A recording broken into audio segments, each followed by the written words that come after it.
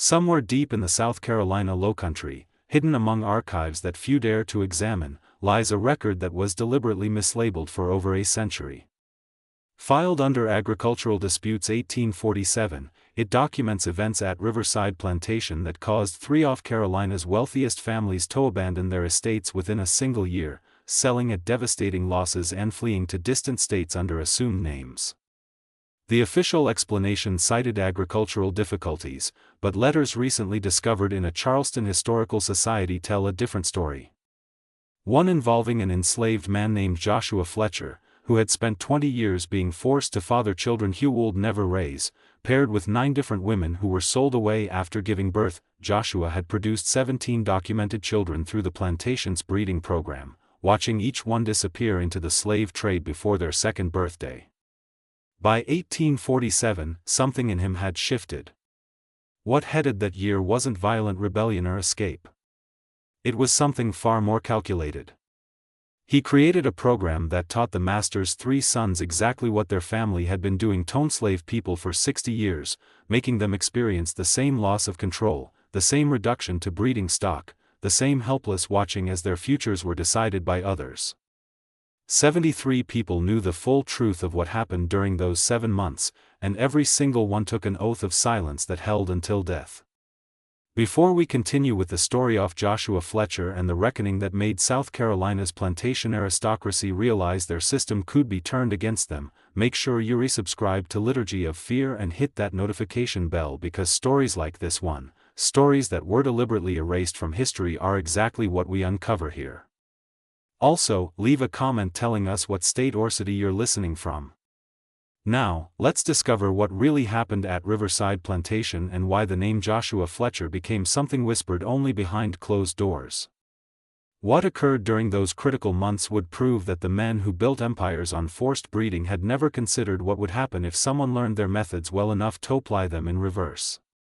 Riverside Plantation stretched across 2,000 acres of prime South Carolina bottomland, bordered by the Coombe River to the east and dense maritime forest to the west. The estate had belonged to the Grandanthem family since 1783, passed from father to eldest son through 3 generations of unbroken prosperity. By 1847, Elias Grantham III controlled not only Riverside, but held significant influence over neighboring plantations through marriage alliances and business partnerships. His word carried weight in the Charleston legislature, and his social standing remained unquestioned. The plantation operated with the efficiency of a small kingdom. 147 enslaved people worked the rice fields during the growing season. Their labor generating wealth that had built the Grantham family's 3-story manor house, complete with imported Italian marble and crystal chandeliers shipped from France. Elias Grantham III, 52 years old in 1847, ran his estate with what he considered enlightened management. Less brutal than some of his neighbors, more pragmatic than cruel, he prided himself on rarely using the whip, preferring instead what they called natural incentives and proper breeding programs. This last point formed the cornerstone of Grantham's agricultural philosophy. He had studied the writings of plantation theorists who advocated for selective breeding among enslaved populations, treating human reproduction with the same calculated attention other planters gave to livestock. Grantham maintained detailed records in leather-bound ledgers, noting physical characteristics, temperament, and lineage. He arranged pairings with business-like precision, separating couples who failed to produce children quickly enough, and rewarding those who bore numerous offspring with slightly better rations and less arduous work assignments.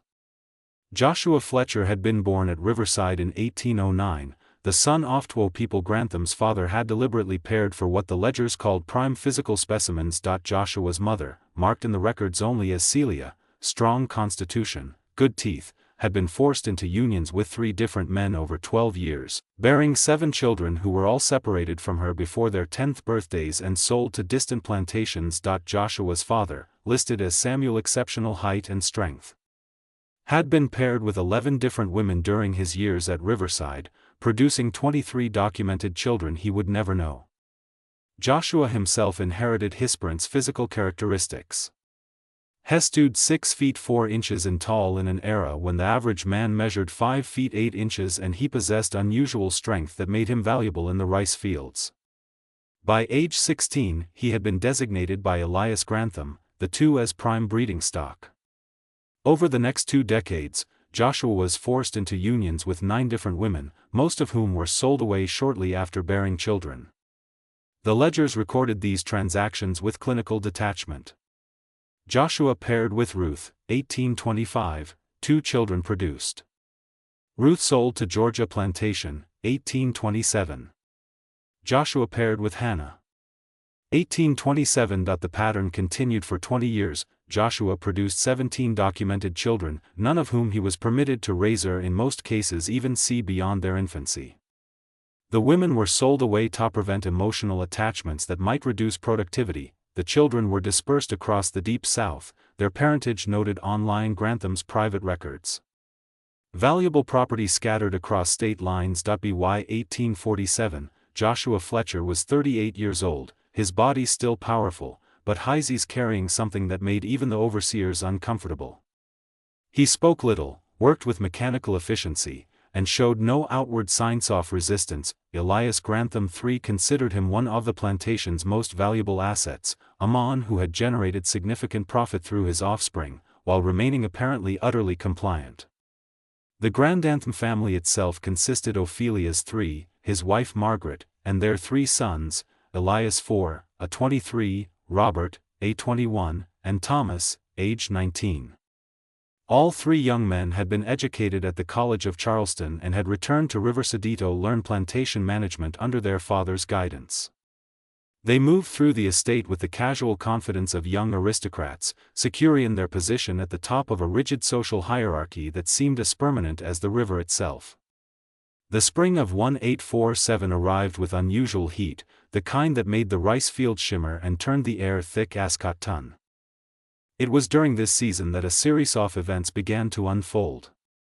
Events that would be documented in fragments, whispered about in coded language, and eventually buried so deeply in historical records that they nearly vanished entirely. The first indication that something had shifted at Riverside Plantation came not with violence or confrontation, but with a request that seemed on its surface entirely reasonable. On the morning of April 3 RD 1847, Joshua Fletcher approached the overseer, a man named William Pritchard, during the midday water break. Several enslaved workers later remembered the conversation, though they claimed not to understand its significance at the time. Joshua asked, with what witnesses described as unusual formality, to speak with Master Grantham about a matter of property management. Pritchard, surprised that Joshua would initiate such a request, nevertheless agreed to relay the message. That evening, Elias Grantham III received Joshua in the plantation office, a small building separate from the main house where business transactions were conducted. Grantham later documented this meeting in a private journal entry that would be discovered only after his death, an entry he titled simply The Beginning. According to Grantham's account, Joshua stood before the desk with perfect posture and spoke in clear, measured tones. He explained, been thinking about Master Grantham's breeding program, and had developed some observations that might prove profitable. Joshua noted that he had produced 17 children over 20 years, but that Master Grantham had been forced to sell away the mothers, breaking up potential multigenerational advantages. What if, Joshua suggested, there were a way to create more stable breeding lines that would increase the plantation's long-term value? Grantham, intrigued by what seemed like unusual business acumen from an enslaved man, asked Joshua to elaborate. What followed was a presentation that Grantham later described as disturbingly sophisticated. Joshua outlined a theoretical breeding program that would keep families together through multiple generations, allowing for the study of inherited traits and the development of specialized labor lines. He spoke about genetics, a term that made Grantham pause, as it reflected knowledge typically restricted to educated planters, and suggested that Riverside could become a model for other estates if such a program proved successful. Impressed despite himself, Grantham asked Joshua where he had acquired such knowledge. Joshua's response was simple: he had been listening, watching, and learning for 38 years. Every conversation between master and overseer, every discussion of breeding theory, every business transaction, all of it had been absorbed and analyzed by a mind that Grantham had assumed was incapable of such sophisticated thought. The meeting ended with Grantham promising to consider Joshua's suggestions. He dismissed the man and sat alone in his office as twilight fell, experiencing what he described in his journal as a peculiar unease, as if I had suddenly discovered that my horse could speak Latin. 3 days later, something happened that no one at Riverside could have anticipated. Elias Grantham IV, the eldest son and heir to the plantation, disappeared. He vanished between the main house and the stables, a distance of perhaps 200 yards in broad daylight. A search was organized immediately with overseers and enslaved workers combing every structure, field, and section of forest. They found no signs of struggle, no indication of light, and no evidence of violence. It was as if the young man had simply ceased to exist. The search continued for 3 days.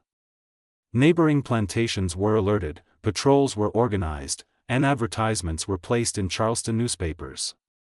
On the evening of the 3rd day, a note was discovered tucked into the back of Elias Grantham III's breeding ledger, the very book that contained detailed records of Joshua Fletcher's forced pairings and separated children.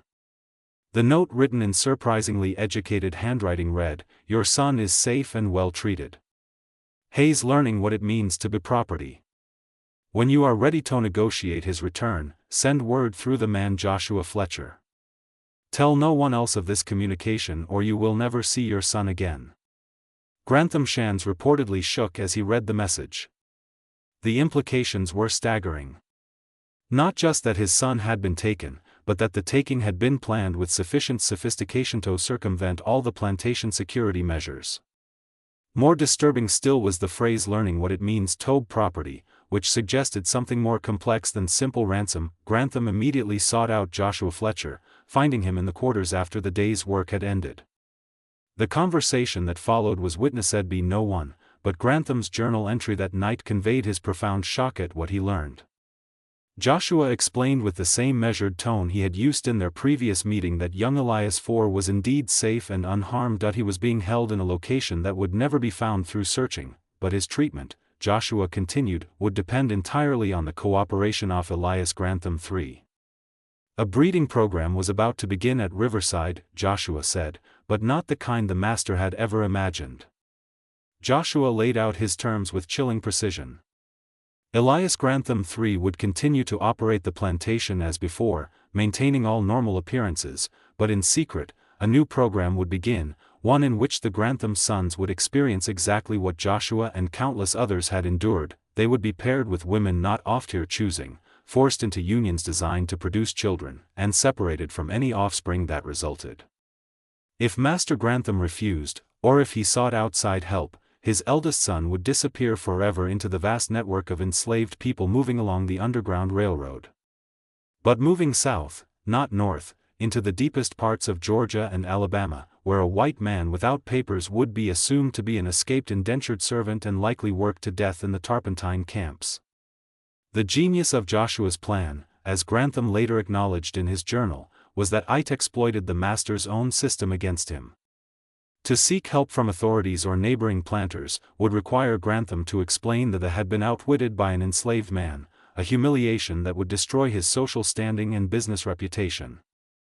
Moreover, any investigation would inevitably uncover his own breeding program, which some considered controversial. Even among slaveholders, Grantham was trapped by the very structure of power he had thought unassailable. That night, Elias Grantham III made the decision that would haunt him for the rest of his life. He agreed to Joshua Fletcher's terms. The implementation of what Joshua called the reckoning began with methodical precision that suggested months, perhaps years of careful planning.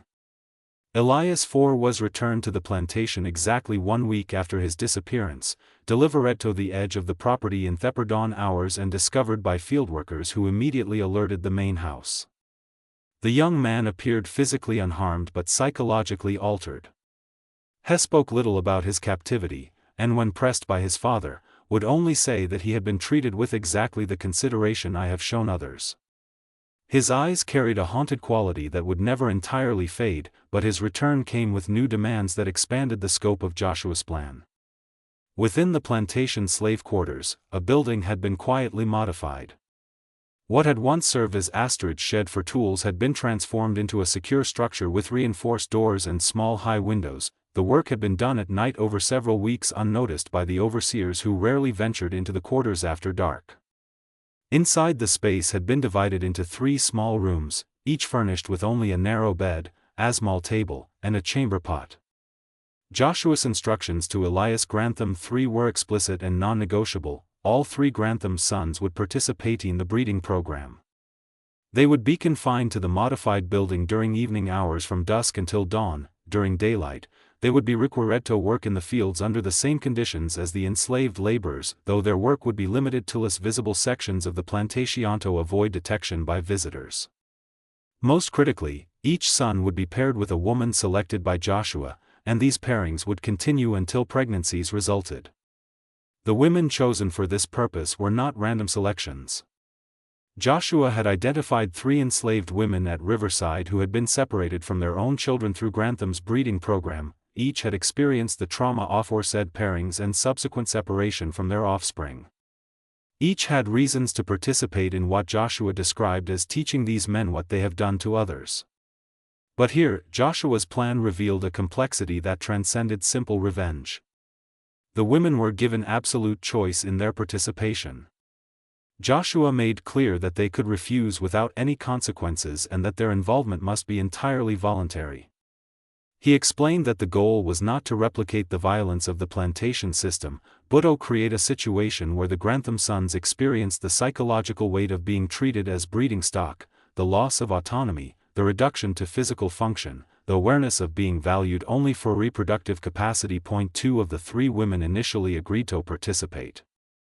The third, a woman named Sarah, who had borne and lost 4 children to sale, refused on the grounds that she could not, even in these circumstances, participate in something that echoed her own trauma.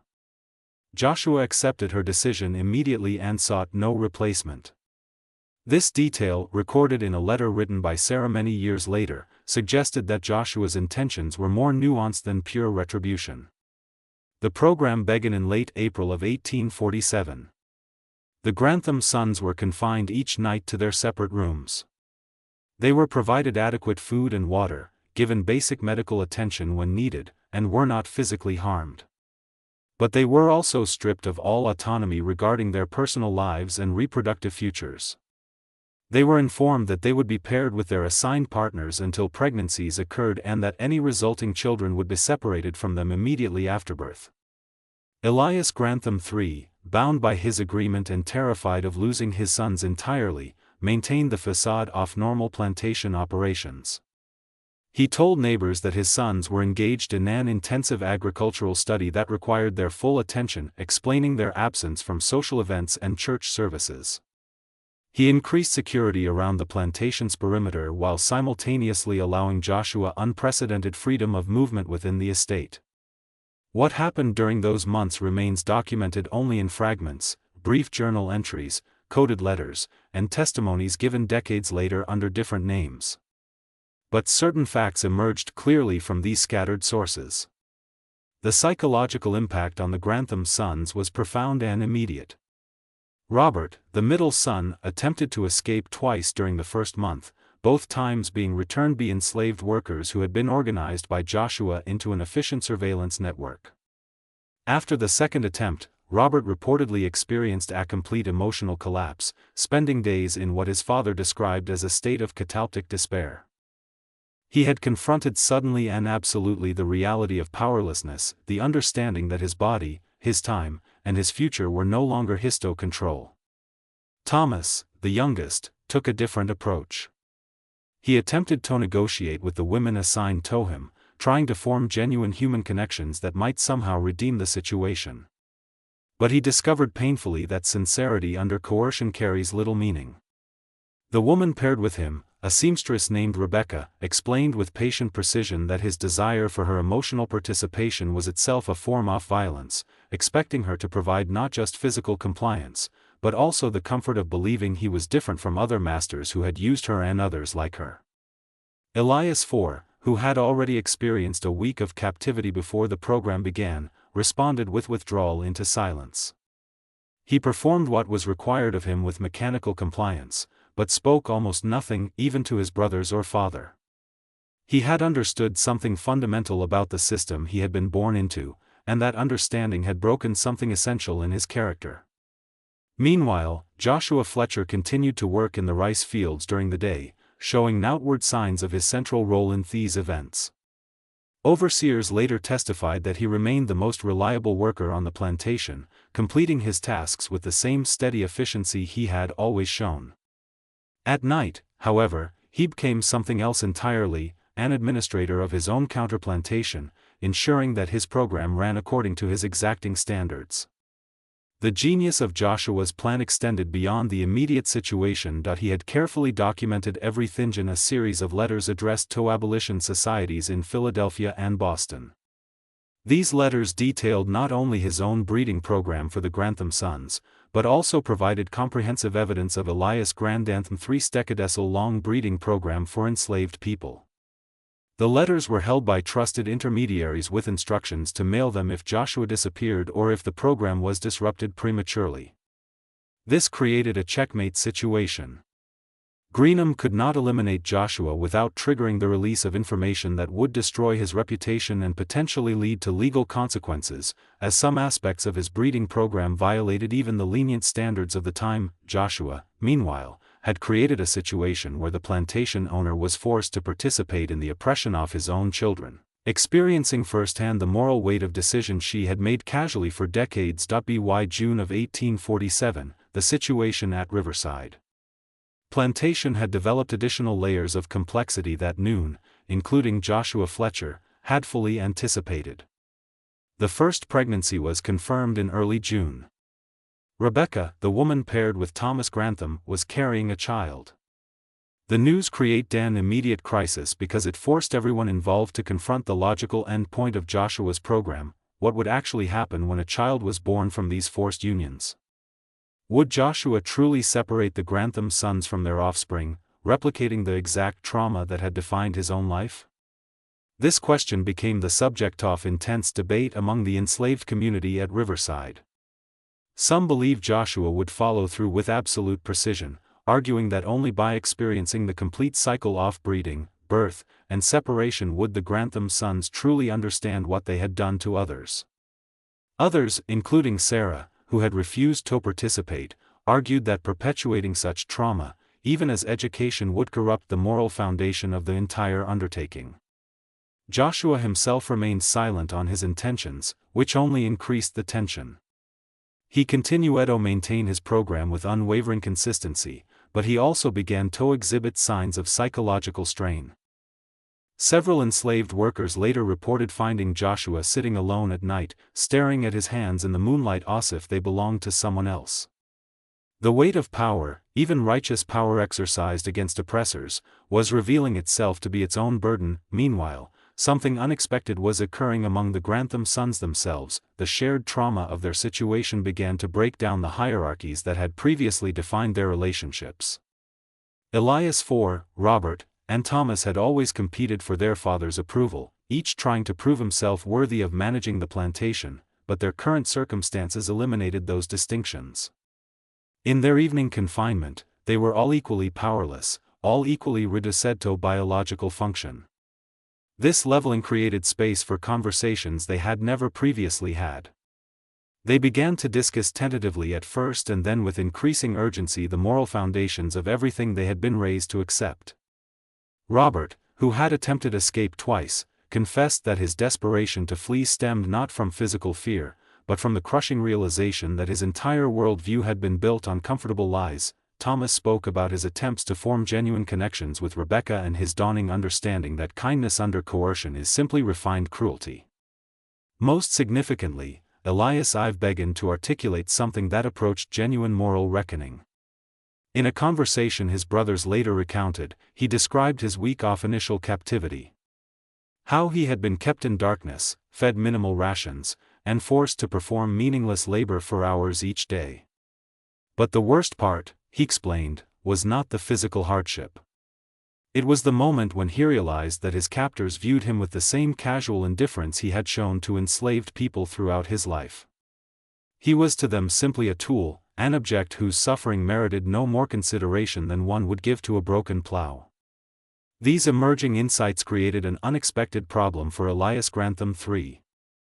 His sons were supposed to be learning a harsh lesson that would eventually end, allowing them to return to their proper roles as plantation managers, but instead they were developing perspectives that fundamentally contradicted the economic and social foundations of the family's wealth. They were becoming, in essence, internal critics of the very system that defined them. Grantham documented his growing alarm in his journal. He recognized that Joshua's program was succeeding beyond its apparent intentions. It was not simply punishing his sons, but transforming them into people who could no longer comfortably operate within the plantation aristocracy. This realization brought with it a question that Grantham found deeply disturbing. Was Joshua Fletcher more sophisticated than even he himself had understood? Had this entire program been designed not just to inflict equivalent suffering, but to destroy the psychological foundations that allowed plantation society to function? The answer came in the third week of June when Joshua finally explained his full intentions to Elias Grantham III. They met again in the plantation office, this time with Joshua standing not as a subordinate, but as something closer to equal. Joshua laid out the remainder of his plan with the same methodical precision he had shown from the beginning. Rebekah's child would be born in approximately 7 months. When that occurred, Thomas would be permitted to see his child exactly once immediately after birth. Then the child would be separated from Thomas and raised by Rebekah as her own, with Thomas having no further contact or parental rights. This pattern would continue for any other pregnancies that resulted from the program. But here Joshua added a crucial detail that he had withheld until now: the children born from these unions would not be enslaved. Joshua had secured promises from abolition networks in the North that they would provide false documentation establishing free status for any children born from his program. These children would be raised with full knowledge of their parentage and the circumstances of their conception. They would become living testimonies to what had occurred at Riverside Plantation, evidence that could never be destroyed or hidden. The brilliance of this arrangement was its permanence. Even if Joshua's program ended, even if the Grantham sons eventually returned to normal life, these children would exist as permanent reminders of what had transpired. They would be in effect walking documentation of the reversal that had occurred. Proof that the logic of the breeding program when applied taught those who created it was fundamentally intolerable. Grantham listened to this explanation with what he described in his journal as a horror beyond anything I have previously known. He realized that Joshua had created something more sophisticated than revenge. He had created a mirror that would follow the Grantham family forever, reflecting back the choices they had made for generations, but Joshua was not finished. He had one more revelation that would shift the situation yet again. He informed Grantham that his program had never been solely about the Grantham sons. Throughout the past 3 months, Joshua had been in communication with enslaved people on 7 neighboring plantations estates where similar breeding programs had been implemented, where families had been systematically separated, where human beings had been reduced to productive stock. Joshua had shared his methods, his strategies, and his success at Riverside. Other programs, he suggested, were already beginning. This was the moment when Elias Grantham III understood the true scope of what he was facing. Joshua Fletcher had not simply sought revenge against one family. He had initiated a form of resistance that could potentially replicate across the entire region. If enslaved people at multiple plantations simultaneously began implementing similar programs, the entire economic and social structure of the Low Country could be threatened. The psychological impact on the planter class would be devastating, and the potential for violent response would be catastrophic. Grantham asked with what the admitted was barely controlled panic. What Joshua wanted?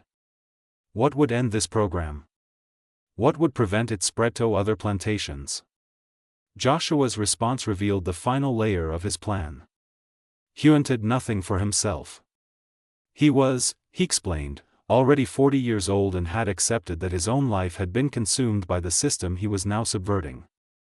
But he wanted something for the children, both those who had already been born through forced breeding programs and those who would be born in the future. He demanded that Grantham use his considerable social and political influence to advocate for laws restricting family separation in the slave system, i.e. not abolition, which Joshua recognized as politically impossible in South Carolina, but targeted reforms that would prevent the most brutal aspects of breeding programs.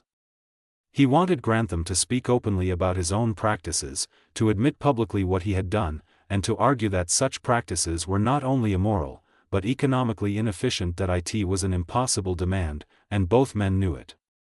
For Grantham to do what Joshua asked would require social and economic suicide. He would be ostracized by his peers. His business relationships would collapse and his family's reputation would be destroyed. He would lose everything he had spent his life building. But the alternative, allowing Joshua's program to continue and potentially spread, was equally unthinkable.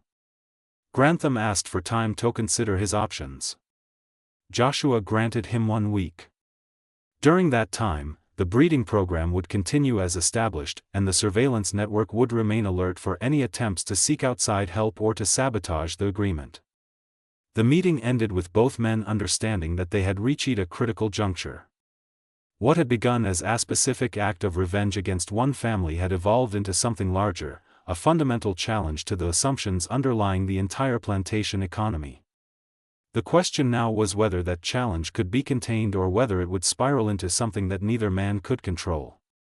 Just when everything seemed to be reaching an impossible tension, another development occurred that would transform the situation once more. But before we continue with this next shocking turn in the story of Joshua Fletcher and Riverside Plantation, let's take a moment. If this account is affecting you as deeply as it affected those who first uncovered these records, share this video with someone who appreciates the complex and often dark truths of American history. Hit that like button to support content that doesn't shy away from difficult subjects.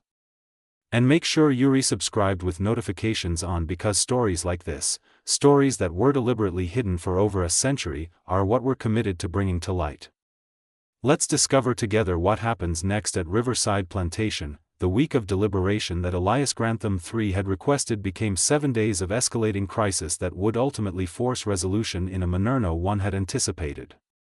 On the third day off that week, a development occurred that shattered the careful equilibrium Joshua had maintained. One of the neighboring plantations, the Carmichael Estate, located approximately 6 miles downriver, experienced its own version of what had happened at Riverside. The eldest Carmichael son disappeared under circumstances eerily similar to Elias IV's initial vanishing. Within 2 days, notes appeared making demands nearly identical to Joshua's. This replication had not been authorized by Joshua. In fact, when word reached him through the enslaved communication network, his reaction was immediate alarm.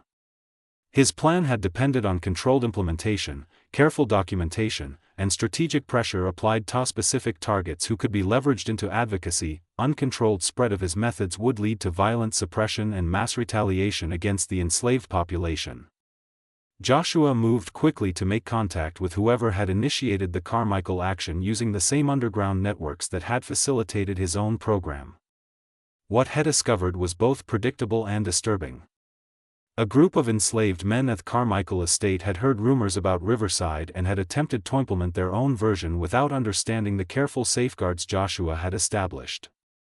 They had not secured documentation for potential children, had not created the checkmate situation with letters to abolition societies, and had not established clear endpoints for their program. The Carmichael situation was escalating toward violence. The plantation owner had contacted neighboring estates and a coordinated response was being organized. Slave patrols were being mobilized and discussions were occurring about making examples that would discourage any similar actions. Grantham received word through his business networks that several plantation owners were proposing a regional meeting to address what they were calling coordinated insurrection. The language being used suggested not targeted punishment, but wholesale suppression, the kind that would result in dozens of executions and the implementation of even more brutal control measures across the entire Lowcountry. Joshua understood immediately that his own program was now in jeopardy. The careful moral and strategic framework he had constructed would be swept away in a wave of suppression that would treat all resistance as identical. The distinction between his targeted strategic action and the Carmichael improvisation would be irrelevant to planters who saw only a threat to their authority. Moreover, the women who had participated in his program, Rebecca, who was now visibly pregnant, and the 2 others, would almost certainly face brutal interrogation and punishment once the region descended into panic drive and retaliation. He made a decision that would define the final phase of his reckoning. Joshua went to Elias Grantham III and proposed something extraordinary. They would work together to resolve both situations. Joshua would use his influence among the enslaved networks to negotiate the peaceful conclusion of the Carmichael action, securing the safe return of the missing son and the safety of those who had taken him. In exchange, Grantham would use his political connections to ensure that no mass retaliation occurred and that the incident would be quietly resolved without the usual brutal suppression. But Joshua's proposal included a larger component. He suggested that Grantham could use the Carmichael incident as cover for implementing the reforms Joshua had originally demanded. Grantham could argue to other planters that family separation policies were creating dangerous instabilities, that breeding programs were generating organized resistance, and that strategic reforms were necessary for the preservation of the entire system. Grantham could present himself as a pragmatic voice for limited change, motivated not by moral concerns, but by economic and security interests. It was a compromise that would allow both men to achieve partial objectives while avoiding the catastrophic violence that seemed increasingly inevitable. Joshua would not get public admission of wrongdoing or full implementation of his demands, but he would get meaningful reforms that would reduce some forms of suffering. Grantham would not face social suicide, but he would have to use his influence in ways that would distance him from his previous practices and mark him as controversial among his peers. The negotiation that followed was documented by Grantham in surprising detail, perhaps because he recognized its historical significance. Over 3 intense days, Joshua and Grantham hammered out an agreement that addressed immediate crises while establishing longer-term changes. They met in the plantation office after nightfall, when Grantham could be certain no overseers or neighbors would observe these extraordinary conferences. The discussions were heated at times. Grantham objected to several of Joshua's demands as impossibly idealistic, while Joshua pushed back against what he saw was Grantham's attempts to minimize his commitments.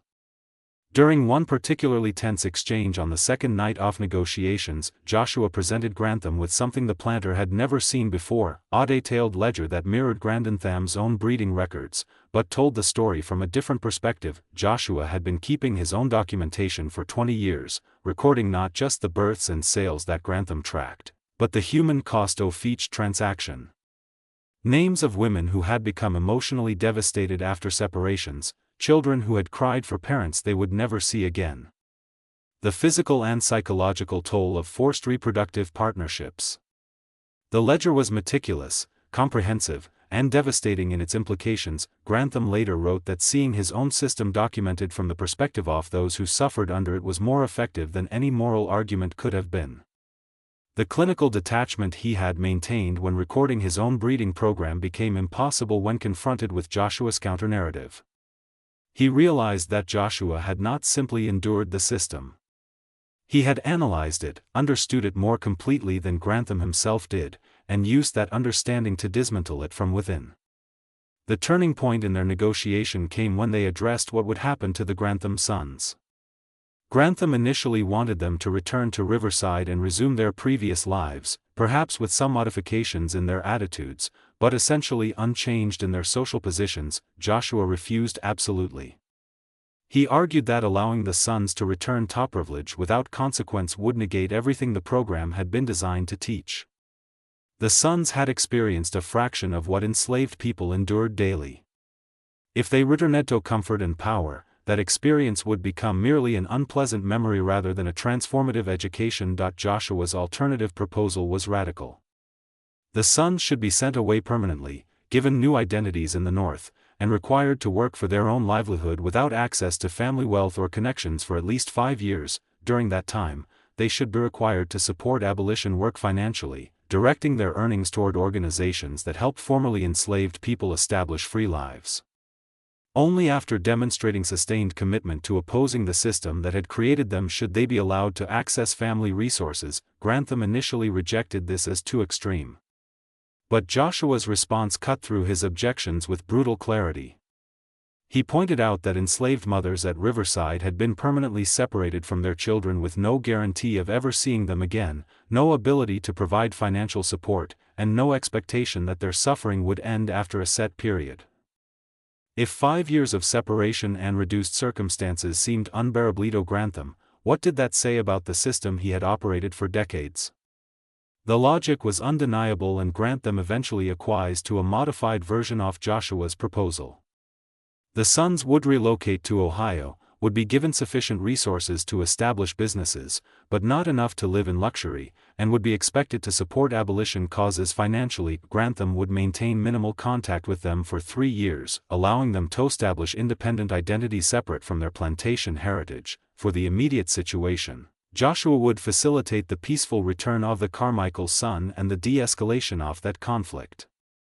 Grantham's own sons would be released from their confinement, and the breeding program at Riverside would end. Rebecca, who was carrying Thomas's child, would be granted her freedom along with her unborn child with documentation that Joshua had secured from his northern contacts. The 2 other women who had participated in Joshua's program would also be granted freedom along with financial resources sufficient to establish independent lives. Additionally, 10 other enslaved families at Riverside would be granted freedom papers over the following year selected by Joshua based on their particular vulnerabilities or suffering under the breeding program. For the longer term, Grantham would spend the next 2 years using his political influence to advocate for restrictions on family separation in the South Carolina slave system. He would not expose his own practices directly, but he would speak in legislative sessions and in private meetings with other planters about the security risks and economic inefficiencies of breeding programs. He would quietly support the Underground Railroad by failing to investigate certain escapes from Riverside and neighboring estates. And he would maintain correspondence with Joshua for the remainder of his life, providing regular accounts of his advocacy efforts. The agreement also addressed the question that had created so much tension. What would happen to the children born from Joshua's program? Rebecca would raise her child as free with regular financial support from Grantham that would be framed as payment for past labor. The child would be told the truth about their parentage and conception when they reached adulthood. Thomas would have no parental rights, but would be permitted to provide financial support through Grantham's intermediation if he chose. Most significantly, Joshua insisted on creating a trust fund for the child, funded by Grantham's estate, that would provide education and resources into adulthood, ensuring that this child, born from coercion, would have opportunities that purely free birth might not guarantee. On the 7th day, the deadline Joshua had set for Grantham's decision, both men took actions that would permanently alter the trajectory of their lives. Joshua orchestrated the peaceful resolution of the Carmichael crisis, negotiating terms that secured the safety of everyone involved and prevented the mass retaliation that had seemed imminent. He traveled personally to the Carmichael estate using networks of trusted intermediaries to arrange a meeting with the enslaved men who had taken the plantation heir. The negotiation was delicate. These men were angry, traumatized, and skeptical of any resolution that didn't result in fundamental change. Joshua spoke to them with a combination of empathy and pragmatism, acknowledging the justice of their anger, while explaining the tactical realities they faced. He shared details of his own program at Riverside, including both its successes and its limitations. And he outlined a path forward that would secure their safety while advancing longer-term goals. The Carmichael's son was returned unharmed, and the enslaved men who had taken him were quietly relocated to northern states through Underground Railroad networks, avoiding the executions that would certainly have followed if authorities had been involved. Joshua provided them with contacts in Philadelphia and Boston along with documentation and recommendations that would help them establish new lives. He also extracted a promise from the Carmichael family negotiated through Grantham's intermediation that no retaliation would occur against the remaining enslaved population at their estate. A promise backed by the implicit threat that any such retaliation would result in the full story becoming public through abolition society. Publications. Grantham, meanwhile, called a meeting of neighboring plantation owners and presented a carefully constructed narrative about recent disturbances in the region. He argued that increased organization among enslaved populations was being driven by specific policies, particularly family separation and breeding programs that created both psychological trauma and strategic motivation for resistance. He proposed that limited targeted reforms would reduce these pressures without fundamentally altering the economic system. His arguments were pragmatic rather than moral, focused on security and profit rather than justice. He presented data from his own estate showing that enslaved workers who maintained family connections were more productive and less likely to attempt escape or sabotage. He warned that the alternative to modest reform was escalating resistance that would require increasingly brutal and expensive suppression. His proposals were met with resistance and skepticism from most Opie's peers, but they also initiated conversations that would continue for years. Several plantation owners, frightened by the Carmichael incident and concerned about their own security, began quietly modifying their policies regarding family separation. Others rejected Grantham's suggestions entirely and doubled down on violent control measures. Grantham had successfully introduced ideas that would gradually incrementally influence regional practices even as the larger system of slavery continued until its eventual abolition through civil war. The breeding program at Riverside formally ended on the same day the agreement was finalized. The Grantham sons were released from their confinement and informed by their father that they would be leaving South Carolina permanently. Elias Grantham II had arranged for them to relocate to Ohio, where they would establish business operations far from the plantation economy that had shaped their childhoods. He could no longer trust that they would maintain the social and economic structures he had spent his life defending, and their presence at Riverside had become a liability. The final meeting between Elias Grantham III and his sons was documented in a letter Thomas later wrote to a friend. Grantham told them that what they had experienced was a consequence of choices he had made, choices he could no longer fully defend, but could not entirely renounce without destroying everything he had built. He acknowledged that they had been harmed by his decisions, just as countless enslaved people had been harmed by those same decisions. He did not ask for forgiveness, but he did express something close to regret, our cognition that the world he had helped create was fundamentally unjust, even if lacked the courage to fully oppose it. The sons departed Riverside without ceremony, traveling north with minimal possessions and uncertain futures. They never returned to South Carolina, not even for their father's funeral. Joshua Fletcher was also freed as part of the agreement, though he chose not to relocate to the north. Instead, he remained in the South Carolina Lowcountry, working as what records describe as an itinerant laborer and advocate. He spent the remaining years of his life moving between plantations, speaking with enslaved people about resistance strategies, documentation methods, and negotiation tactics that he became a figure whispered about in slave quarters across the region. A man who had proven that the system could be challenged through intelligence and organization, not just through flight or open rebellion. His methods were studied, adapted, and occasionally replicated, though never again with the same comprehensive success he achieved at Riverside. The winter of 1848 brought a kind of accounting to the events that had transformed Riverside Plantation and the surrounding region. The changes were subtle enough that most observers would not have noticed them, but they were profound for those directly involved. Rebecca gave birth to a daughter in February of 1848. The child was recorded in official documents as freeborn, the daughter of Rebecca Fletcher. Rebecca had taken Joshua's surname as her own when granted her freedom. Thomas Grantham sent financial support through his father's intermediation as the agreement specified, but he never met his daughter. The arrangement had been designed to spare the child from the confusion of having a father who existed only as a distant financial contributor while also ensuring that Thomas experienced the permanent separation that enslaved fathers had endured for generations. Thomas would eventually marry in Ohio and father 4 legitimate children. But letters discovered after his death suggested that he never stopped thinking about the daughter he was prevented from knowing. He wrote Tohe's wife shortly before his death in 1889.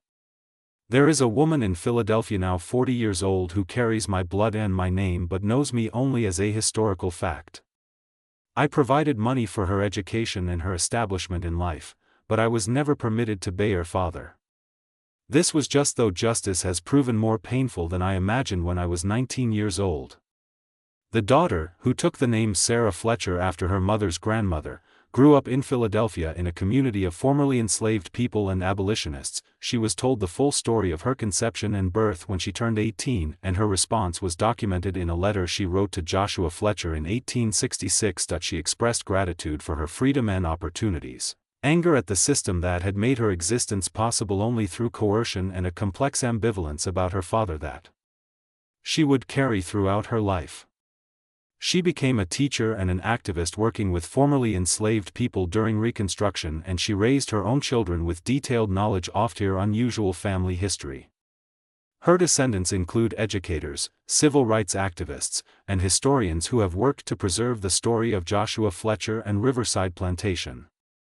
The two other women who had participated in Joshua's program relocated to Philadelphia, where they joined a community of formerly enslaved people and became active in abolition work. Their testimonies given decades later to historians documenting the slavery era provided some of the most detailed accounts of what had occurred at Riverside. They spoke about the complexity of their participation, the satisfaction of challenging power structures combined with the trauma of being involved in any reproductive coercion, even one designed to educate oppressors. One of them, a woman named Elizabeth, who had been paired with Robert Grantham, but had not become pregnant, described the experience as simultaneously liberating and haunting that we had power over those who had always held absolute power over us. But exercising that power required us to participate in a system we despised. Their testimonies revealed the moral ambiguity at the heart of Joshua's program and sparked debates among abolitionists about the ethics of using oppressive methods to educate oppressors. Elias Grantham IV, Robert and Thomas never returned to South Carolina. They established successful businesses in Ohio involved in manufacturing and trade rather than agriculture. Historical records suggest they maintained minimal contact with their father and avoided discussing their childhoods. Thomas, in particular, became known for supporting gradual abolition movements, though he never spoke publicly about his personal experiences. He donated significant portions of his business profits to Underground Railroad operations and to organizations supporting formerly enslaved people.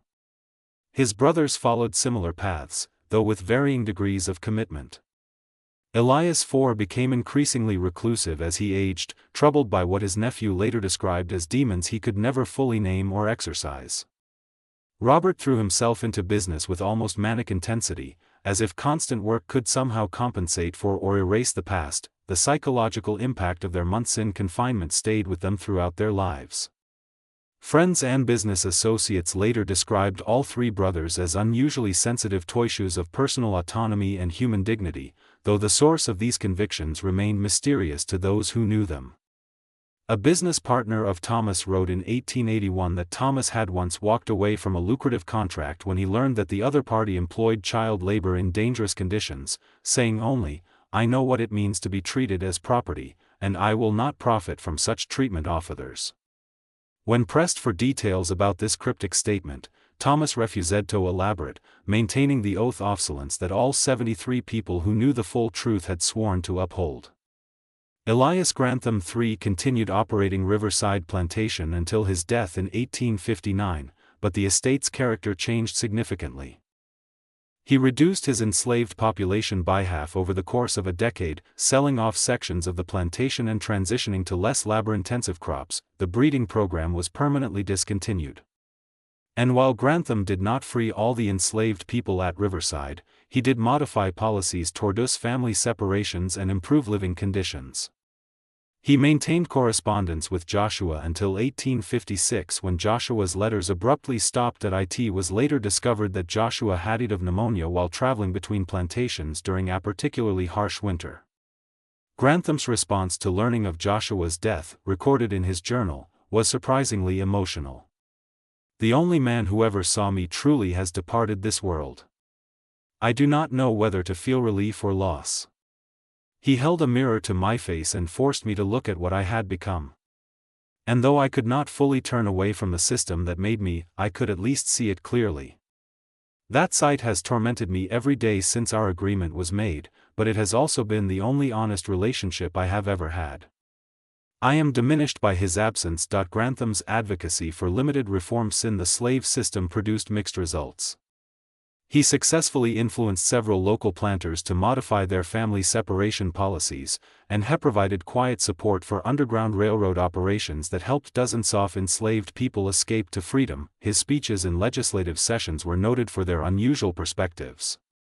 He argued that enslaved people were far more intelligent and strategic than most planters acknowledged, and that underestimating them created security vulnerabilities. These arguments made him unpopular among more traditional plantation owners who saw any acknowledgement of enslaved intelligence as dangerous.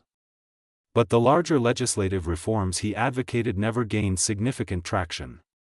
The South Carolina political establishment was too invested in the existing system to accept meaningful changes, and Grantham's own social standing declined as he became known as someone sympathetic to what his peers considered dangerous ideas. By the late 1850s, he was increasingly isolated from the planter aristocracy he had once belonged to, viewed as either a traitor or a fool, depending on who was assessing him. In his final years, Grantham attempted to document what had happened at Riverside, creating the detailed private journals that would eventually provide historians with their most comprehensive account of Joshua Fletcher's program. He seemed to understand that the story needed to be preserved, even if it could not be told during his lifetime.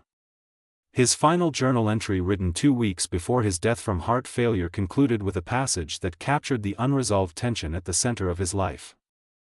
"I have spent a decade trying to atone for what I did to Joshua Fletcher and the others at Riverside, but I know that my efforts have been insufficient.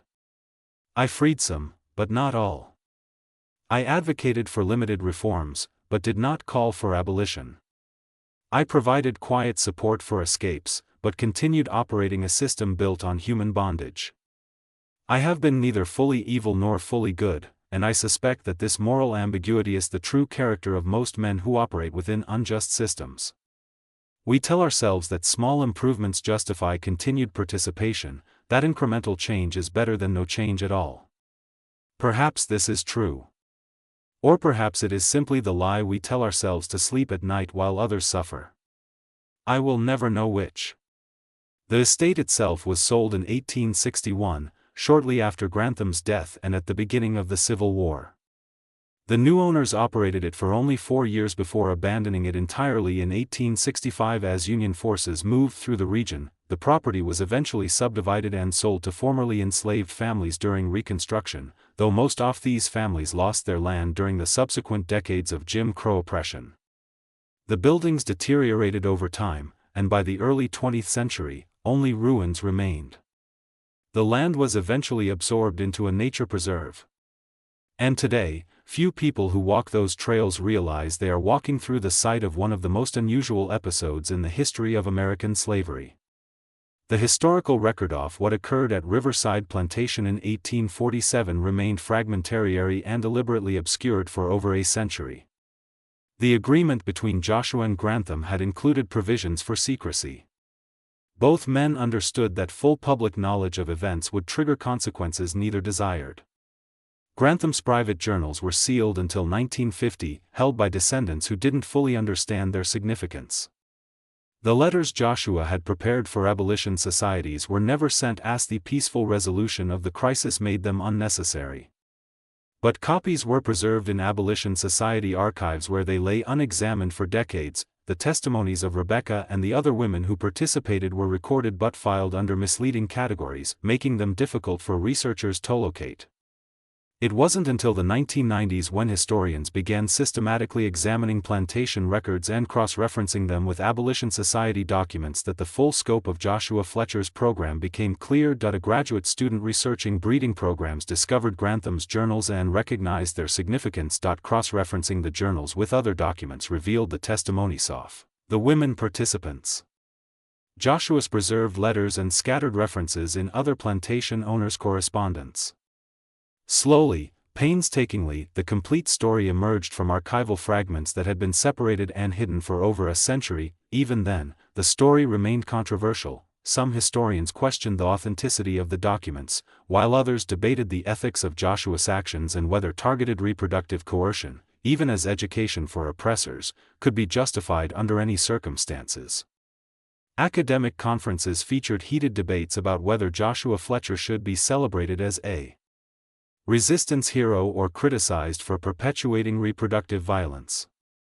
Some scholars argued that his program represented sophisticated psychological warfare that exposed the fundamental violence of slavery, while others contended that using the tools of oppression, even against oppressors, corrupts the moral foundation of resistance.